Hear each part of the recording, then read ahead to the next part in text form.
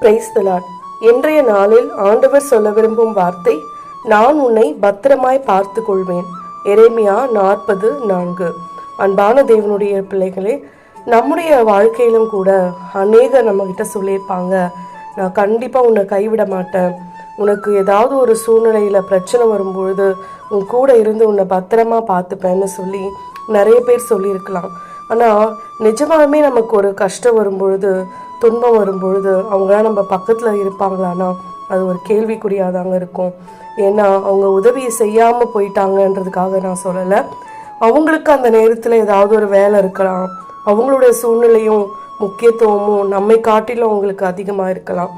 அதனால் எந்த சூழ்நிலையிலுமே நம்மை கைவிடாமல் நமக்கு ப்ரையாரிட்டி கொடுத்து, நமக்கு இம்பார்ட்டன்ஸ் கொடுத்து, நம்மை மட்டுமே கண்ணோக்கி பார்க்கிற ஒருவர் இருக்கிறார்னா அவர் நம்முடைய இயேசு கிறிஸ்து மட்டும்தாங்க. அவர் நம்மை பத்திரமாய் பார்த்து கொள்வார். ஒரு நாளும் நம்மை கைவிட மாட்டார், நம்மை விட்டு விலகவும் மாட்டார். எனவே நம் வாழ்க்கையில் யாரை நம்பி எந்த சூழ்நிலையில் நீங்கள் கைவிடப்பட்டிருந்தாலும் மனம் சோர்ந்து போகாதீங்க.